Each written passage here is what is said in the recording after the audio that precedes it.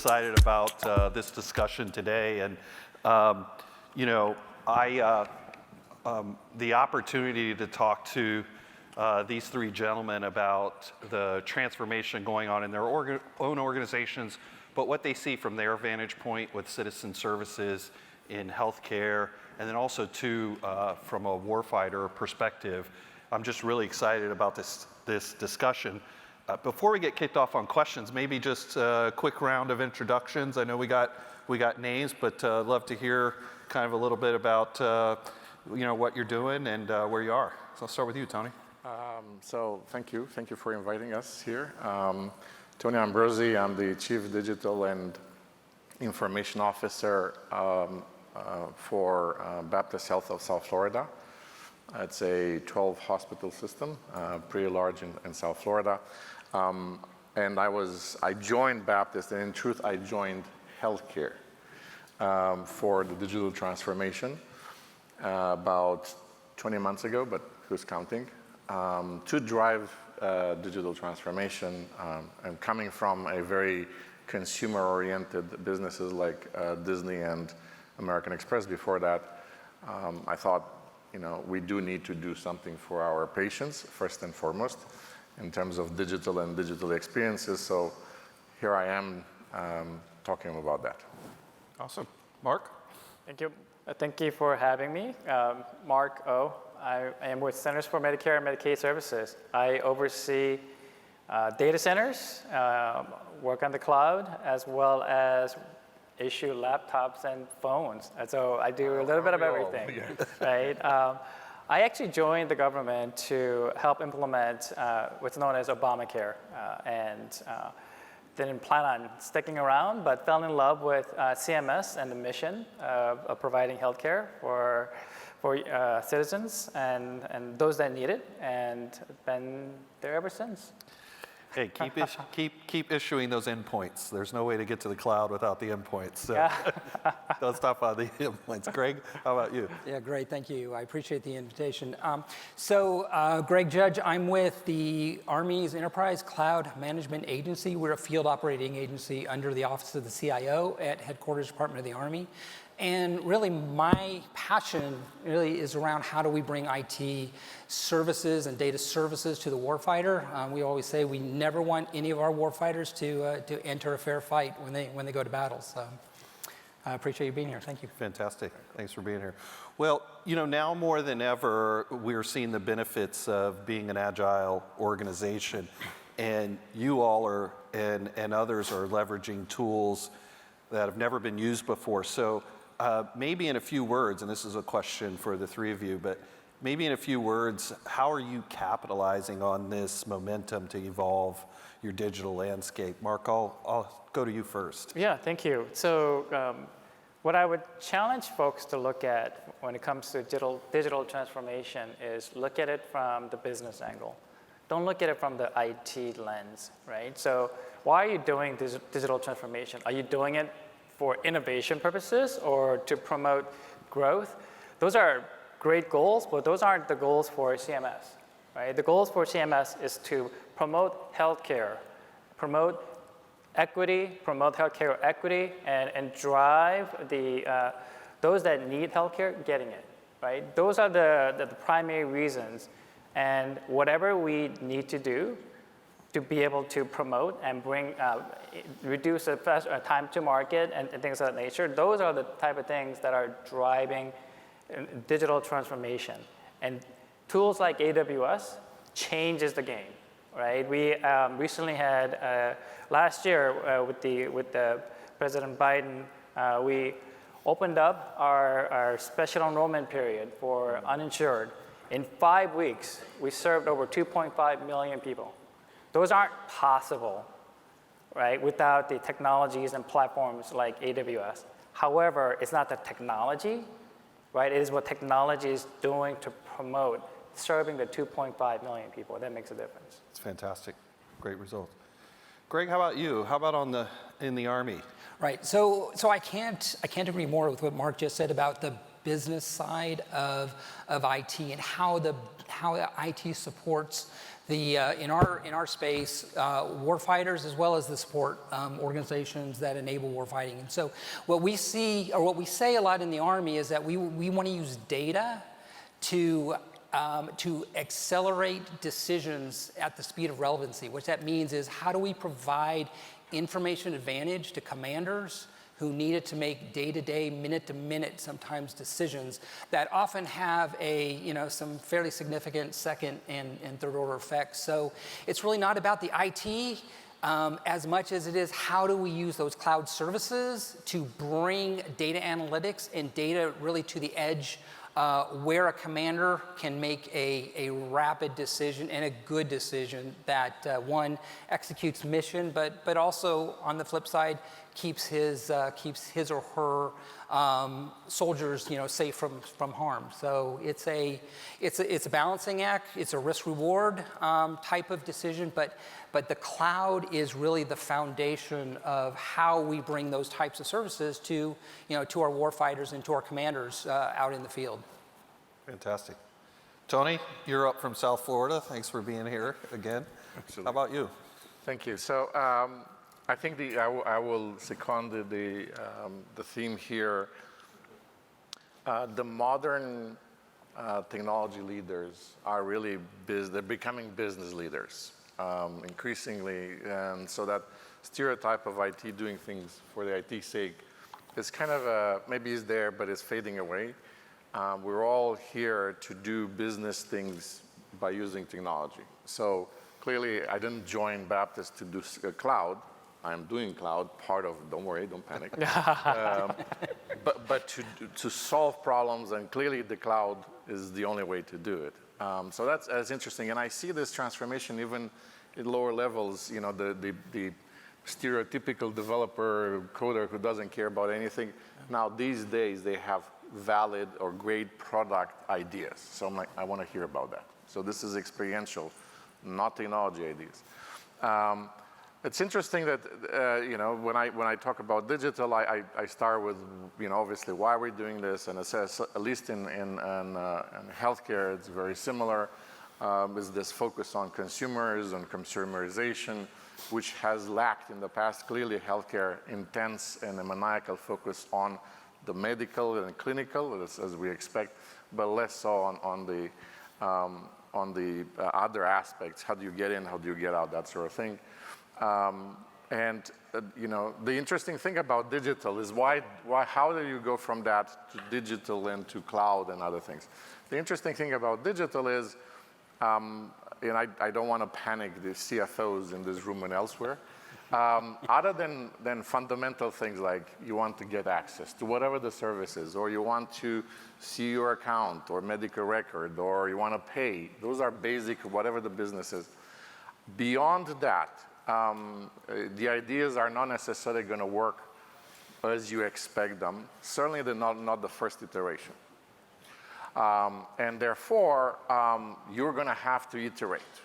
You're going to have to tweak. You're going to have to change a little bit the tech, and that's where things like the cloud come into play. Without that, and the ecosystem of tool sets and products and methodologies, agile, you can't do that effectively. And by the time you would do it in a different way, your customers have long forgotten about you, whoever the customers are, right? So that's how those things kind of come together. We want to give that experience, but clearly these are the ways you can enable that. And sometimes I do bring from the outside this idea of you do fast, you work fast. Sometimes you break things, not in catastrophic ways. So just to be clear, and then we learn, and when we can adjust. Now people say you can't do that in healthcare, and I'm like, let's be clear. I'm not building an app critical for during a brain surgery. So if the app crashes, the patient dies. No. We're not talking about that. So therefore, I can iterate. I can put things out there. They don't crash, but they're not complete, especially the first iteration. I figure out what's going on, who wants it, who doesn't want it, the particular feature, and then we iterate. And then this is, if you think outside that space, is very similar to, let's say, on an airplane. You don't want to, iterate fast and fail fast with a software stabilization of the plane. Ahem, Boeing. But you can absolutely do that with the mobile app and the Wi-Fi, who still suck. So that you can do. So obviously, to do this, a lot of uplifting, a lot of education, a lot of transformation, I think. But that's how I see this. I think it's also realization that digital transformation has a different meaning for different people within your organization, right? So I read an interesting article about how more than 70% of digital transformation fails, right? Because we are looking at it from a singular lens. Your business folks aren't going to care about what particular technology stack. I care, right? I get excited about those things, right? But if we put our needs and our desires above the business priorities and policy priorities, that's where I think you see that so much of the failures rinse and repeat, right? At CMS, our singular focus when it comes to digital transformation, I think starts with our business leadership, our policy leadership, and our IT leadership. That's why we're able to drive and have the adoption of the cloud like we have. We have the biggest footprint in the non-DoD space and non-intelligence space, right? And we've been able to sustain that growth year over year, astronomical growth, right? And every year, I get baffled about how fast we're going and how we're able to. And all of that is because, again, we are starting with the business leadership, driving and demanding that we provide those transformations. That's great. It sounds like one of the keys to fostering this iteration or experimentation, I don't want to put words in your mouth, Tony, but this experimentation is getting the organization to go along on that journey with you, so your CFO, she or he is not calling you into the office every 5 minutes asking you to explain yourself. It's Zoom these days. Okay, Zoom. But how do you foster that environment? We've got a lot of folks from public sector organizations that have a lot of, frankly, limitations inside of their enterprise. So how do you foster that? Like that. Yeah, if I could jump on that, because I think that's extraordinarily important. And then one of the things we're doing in Army, right, is really transformation also is about changing culture. And that is something that from the very top down, literally from Secretary of the Army on down, it's an imperative to change the culture of IT. So we're getting away from, you don't hear many people talk as much about tools, and they're talking a lot about services. What are the types of services that we need, whether you're on the business side of the Army, the logistics side of the Army, or actually at what we call the pointy end of the spear, the warfighter who's in theater. So it's risk-taking, it's accepting risk, the fail fast, fail often, but not too big. And Definitely not. and just we are beginning to inculcate that whole culture of it's okay to experiment, and ideas can come from the bottom up, and that's really where the best ideas come from. That's great. I think there's an aspect of, at least again on the healthcare side, at Centers for Medicare, there's an aspect of empathy, making sure that you have that empathy, having the desire, as well as the urgency, right? You cannot take the time at the pace that you want to go to. You better be sprinting to meet the needs of the business and policy, right? You got to have that urgency, and all the leadership has to be on board, pushing for that urgency. That's great. Well, Mark, I want to ask you, you mentioned the extension of open enrollment, and I can only imagine what that's like, that you kind of get the word that you're going to extend open enrollment, which is awesome, and then you've got to figure out how to get all the extra capacity to actually get that done. What other things in your organization has cloud enabled you to do? Sounds like moving fast is one of them, but what other things are happening? So I think the fact that we can scale on demand, right? So even the marketplace, Obamacare, we had migrated from a traditional data center to AWS, say 3 years ago. Had we been in a hosting in a traditional data center, there is no way we could have pivoted fast enough to be able to go into the open enrollment or special enrollment period, and to be able to scale to serve 2.5 million people, right?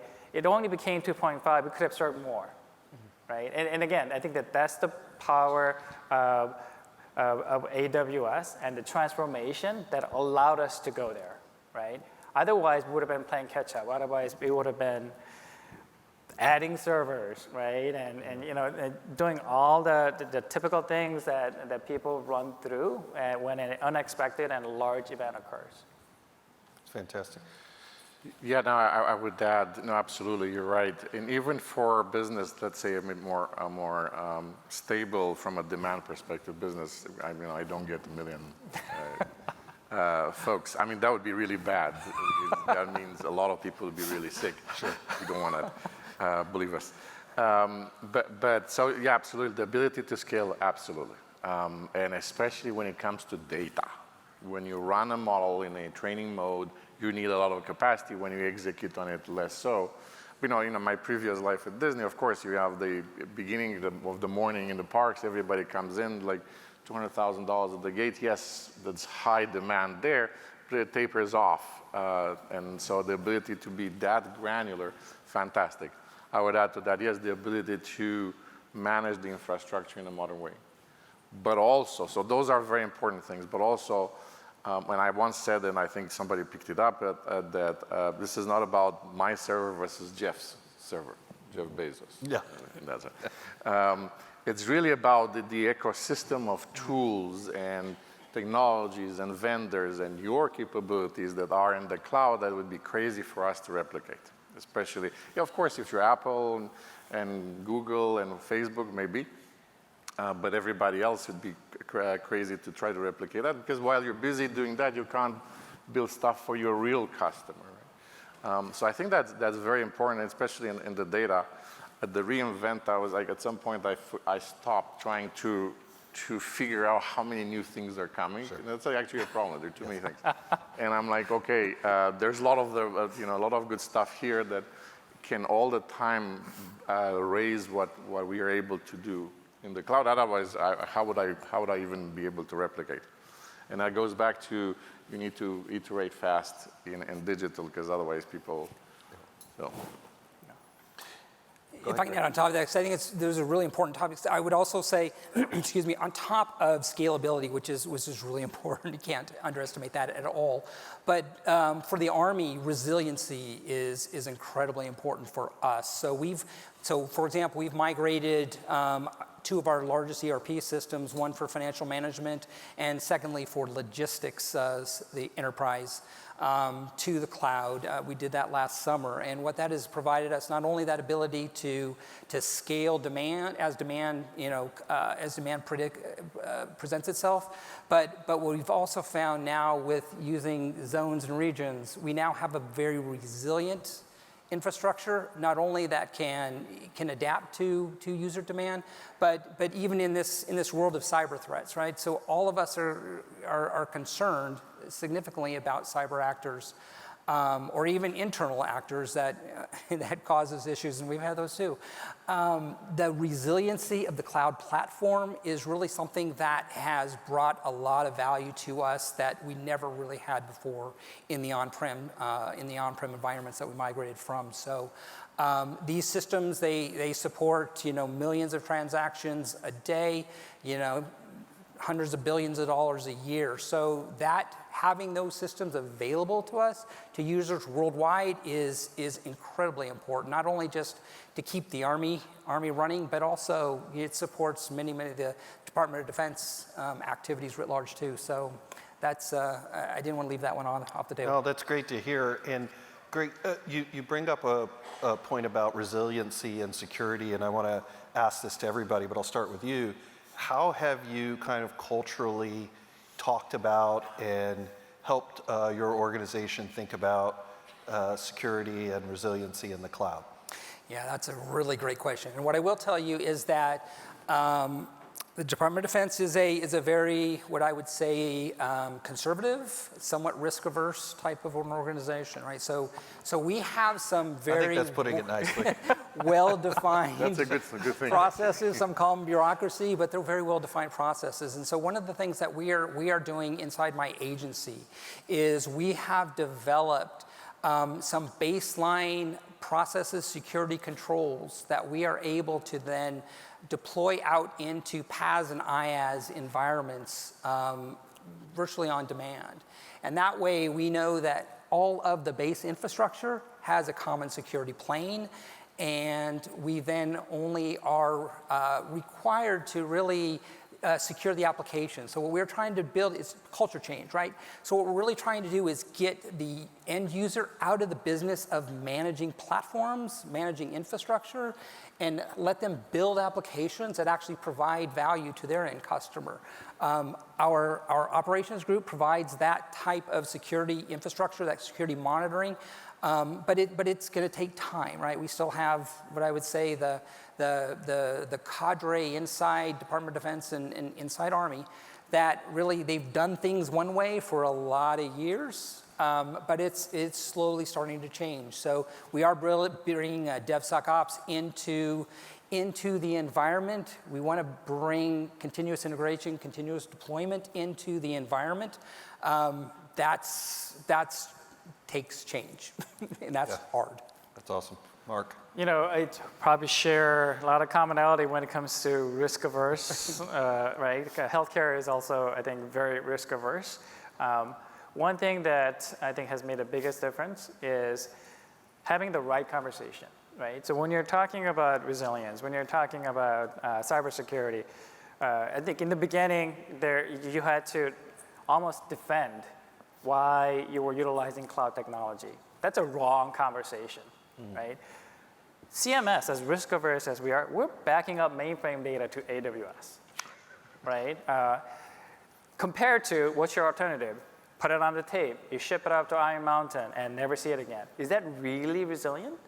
Or is it more resilient where you can download when you need it and to be able to recover, right? I think it's changing the conversation and having the right conversation makes the biggest difference, right? Having the right people in places, right? Our CISO, Rob Wood, fantastic. I mean, he's innovative, he's pushing to have the right conversation rather than let's lock down cloud, make it look like just any other data center. But that's a wrong conversation, right? Again, I think it's having the leadership and having the right conversation and having the right partnership, right? This is where Kevin knows, Kevin and Jocelyn, right?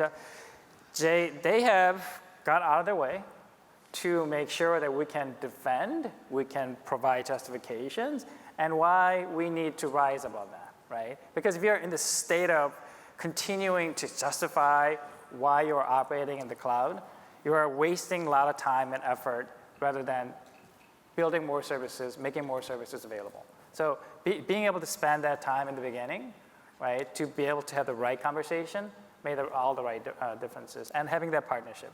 Yeah, hard to continually try to defend transformation if you're on the back foot. So, Tony, what about you? You've been in commercial environments, commercial companies, Disney, American Express, and now you're in a healthcare setting, which has got elements of both, a commercial organization, but also highly regulated.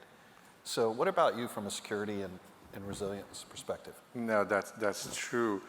In terms of resilience, obviously South Florida, we're in South Florida. We have a remarkable data center, completely outsized for who we are really. And that, my CTO, Deepu Kumar over there is migrating out of. Yeah. And frankly is built for a hurricane, maybe for another Irma or Andrew, knock on wood, but boy, is it expensive. So therefore that conversation about let's move out, I didn't have to have it on the basis of what I just said earlier. I can do things faster for the consumer, for the patients or the providers. It was one of those traditional, it's cheaper. And that is a much easier conversation to have with your CFO. versus, those shiny apps that we can, not that are not important. So that was one thing. In terms of security, there are quite a lot of folks who said, oh, it's terrible, my data center is more secure than the cloud. And I'm like, I don't think you know what's happening in your data center, to be honest with you. Yes, it's a lot more dangerous if you're not very careful. You have getting an S3 bucket very easy. Putting things there very easy. Just it's a checkbox to expose it to the internet, very, very easy. But also there are a bunch of tools and tooling, and you guys have the alerts and the whatever to keep them closed, to keep them secure, to all that stuff. Tools that, on the other hand, it's very hard to have internally. I think we were talking earlier, Greg was talking about culture. Culture it's a very big word. I talk about mindset. You have to change the mindset. Any transformation, the digital transformation, is about changing that mindset, and it's a process. And the mindset is really sometimes inside my own team. So for example, change the mindset of sysadmins that this in the cloud, they don't just put their fingers in production servers anymore. One for security, but also for resiliency. Sure. It's a lot more stable that way.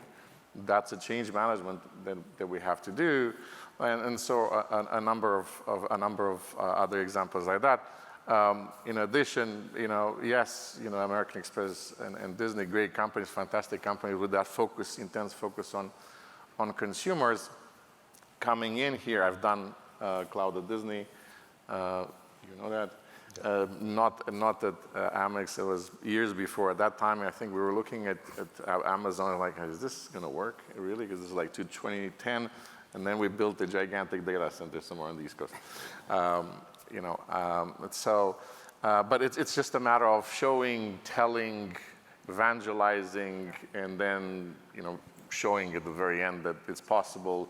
Take it small, deploy, secure, whatever it is. And that's kind of the way to change the mindset and relentlessly taking that approach. Right. I mean, they're talking about the regions and the availability. I remember, this was 3 years ago, one of my data centers down in South Carolina, they were going to get hit with a hurricane.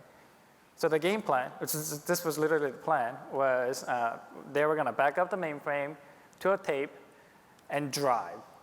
Right? And then they were going to hand it off to me somewhere in DC area, right? And then I would do something with it, right? That was literally our plan, right? We've since moved out of there, right? And it's no longer into that state, but that was the mindset. And for a lot of people, that was more resilient, more secure than operating out of the cloud, right? You got to change the mindset, have a different conversation. Absolutely. Well, I've heard a number of things. The last thing I'll throw to you guys, I've heard culture change. I've heard, Greg, I heard from you it's going to take some time for this to happen. We're a big organization. But as an industry, as public sector organizations, as organizations that are delivering healthcare, ensuring the safety and security of our citizens and our allies, delivering services, what else can we do to help continue this transformation? How can we move faster? Yeah, so from the Army perspective is one, I think we really need innovation, and we need really good ideas from industry, right? I think we've now starting to change. So we talk about culture, mindset. That's a really good word. I like that. We are starting to change mindsets in people that it doesn't have to be invented here to be a really good idea. In fact, we're getting more and more of our innovation coming from external organizations and, interestingly enough, non-defense organizations. So what I would say is we need organizations like Amazon. We need organizations who can, in academia or in research, bring the ideas. You'll find some very soft ears in Army in helping us to use data, use analytics to really drive information superiority for our warfighting community. That's great. Mark? I would say partner with the right folks, right? So do big things, do small things, do everything in the middle with urgency, with empathy, and with desire, but also partner with the right folks. With Jocelyn, we're doing Alexa for Business so that we can accommodate those that are in need of additional hearing or visual help to be able to join Zoom meetings in the conference rooms without any other technology. They can just walk in and ask Alexa to join a Zoom meeting, right? Again, having that type of partnership, and being able to have AWS come back to us and say, yes, let's do it together, right? So reach out, make that a possibility. Big things and small things. Don't limit yourself. It's fantastic. Tony? Is the music going to start? No, go ahead. Don't worry about that. The Oscars? I would say absolutely that I agree, totally agree here. I would say that we need to continue to articulate the whys, why we're doing this, and the hows in a way that people can consume, whether you call them stories or whatever, however, in a way that they will feel it. And I think that's going to help with that evolution. Yeah, thank you very much. I could talk all day to you guys. I know we got day jobs, but I really appreciate it. Tony, Mark, Greg, thank you. And thank you for everything that you're doing too, from a mission perspective. We really appreciate it. I think this is a great talk, and hopefully we'll get to do this again next year. Thank you. Thank you. Thank you. Thank you.